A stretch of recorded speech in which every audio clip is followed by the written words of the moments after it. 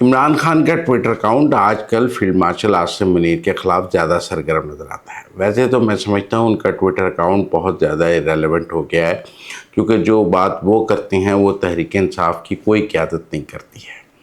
इसलिए उनका Twitter account उनकी जमात की पॉलिसी से मुमासलत नहीं रखता। यहाँ तो जो बात वो कर रही हों वो बाकी तहरीक इंसाफ भी कर रही हो, तो हम कहें कि जी सारी जमात एक बात कर रही है। लिहाजा उनके ट्वीट्स का बाकी जमात के की पॉलिसी से कोई ताल्लुक़ नज़र नहीं आता, ना वो उसको रीट्वीट करते हैं, ना वो वैसी बात करते हैं। और दूसरा, मैं समझता हूँ कि पाकिस्तान की सियासत में इमरान खान के पास अब कहने को कुछ नहीं है। उनके पास ना कौम को बताने के लिए कुछ है, ना उनके पास पाकिस्तान के सियासी मंजरनामे में रेलेवेंट रहने के लिए कोई बात है।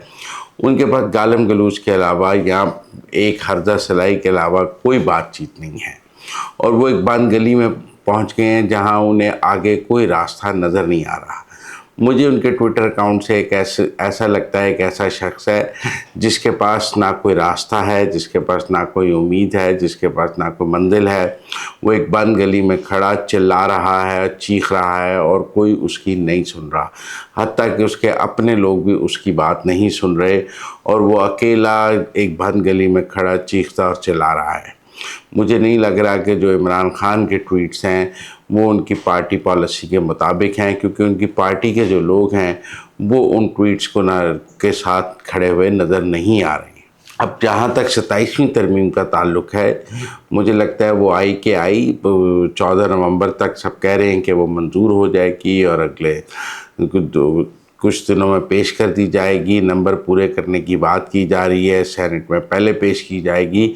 उसके खदोखाल तय किए जा रहे हैं। MQM और वज़ीर-ए-आज़म के दरमियान इसके ऊपर तवील मशावरत हो गई है। इससे पहले पीपल्स पार्टी और वज़ीर-ए-आज़म के दरमियान मशावरत हो गई है। तो टेक्निकली जो 3 बड़ी जमातें हैं वो 27वीं तरमीम के हवाले से एक पेज पर आ गई हैं, पाकिस्तान पीपल्स पार्टी, मुस्लिम लीग नून और MQM।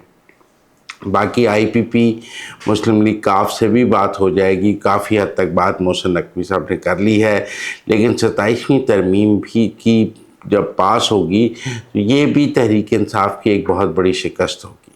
उनकी पार्लिमानी शिकस्त होगी, उनकी सियासी शिकस्त होगी। उनके पास 27वीं तरमीम को रोकने का कोई रास्ता मौजूद नहीं है। वो एक बंद गली में खड़े हैं, उनके साथ कोई नहीं है, और वो इस तरमीम को पार्लिमान से मंजूर होने से नहीं रोक सकते।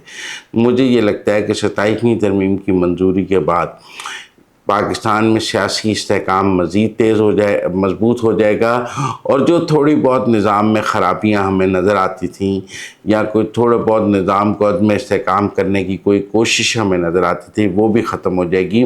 और जो लोग कहते थे ना कि पाकिस्तान में कभी सियासी इस्तेहकाम नहीं आ सकता, उन्हें नज़र आ रहा है कि 26वीं तरमीम के बाद पाकिस्तान में बहुत ज़्यादा सियासी इस्तेहकाम आया, और 27वीं तरमीम के बाद तो मुझे लगता है कि ये निज़ाम बिल्कुल इस्तेहकाम की तरफ आ जाएगा और मजबूत भी हो जाएगा। और इस निज़ाम को गिराने वाली क़ुव्वतें जो हैं उनको समझ आ जाएगी कि अब वो इस निज़ाम को नहीं गिरा सकते। लिहाजा 27वीं तरमीम पाकिस्तान में सियासी इस्तेहकाम लाएगी, निज़ाम की मजबूती लाएगी, और एक जो हमें पॉलिटिकल कॉन्टीन्यूटी चाहिए होती है अपनी पॉलिसीज़ के लिए, तसलसल चाहिए होता है, जो हमारा बैरूनी सरमायाकार मांगता है, जो आलमी दुनिया पाकिस्तान से एक तसलसल मांगती है, वो भी 27वीं तरमीम हमें देगी। जब माइक्रोसॉफ्ट इंटरनेशनल रीस्ट्रक्चरिंग के तहत पाकिस्तान में अपने दफातर बंद करता है, तो हमारे दोस्त इतना शोर मचा देते हैं कि देखें दफ्तर बंद हो गए। और अब जब गूगल जो है वो पाकिस्तान में एक फैक्ट्री खोलता है और यहाँ मुकामी रोज़गार देता है, गूगल क्रोम की असेंबलिंग यहाँ शुरू करता है, तो एक खामोशी नज़र आती है, जैसे उनको सांप सूंघ गया है। वो जो लोग माइक्रोसॉफ्ट के दफ्तर बंद होने पर शोर मचा रहे थे, वो गूगल क्रोम की फैक्ट्री लगने पर वाह वाह क्यों नहीं कर रहे? अब उनको क्यों सांप सूंघ गया है? वो जब पहले कह रहे थे कि पाकिस्तान से सरमायाकारी जा रही है, वो अब सरमायाकारी आने पर खुश क्यों नहीं हो रहे? अब गम में क्यों मुब्तला हैं? तब माइक्रोसॉफ्ट के जाने पर तो तालियां बजा रहे थे और ऐसे कह रहे थे जैसे उनका बड़ा फ़ायदा हो गया है, और आज जब गूगल अपनी फैक्ट्री लेके आ रहा है तो लगता है उनका बड़ा नुकसान हो गया है। ऐसा क्यों है कि पाकिस्तान का फ़ायदा उनका नुकसान बन जाता है और पाकिस्तान का नुकसान उनका फ़ायदा बन जाता है?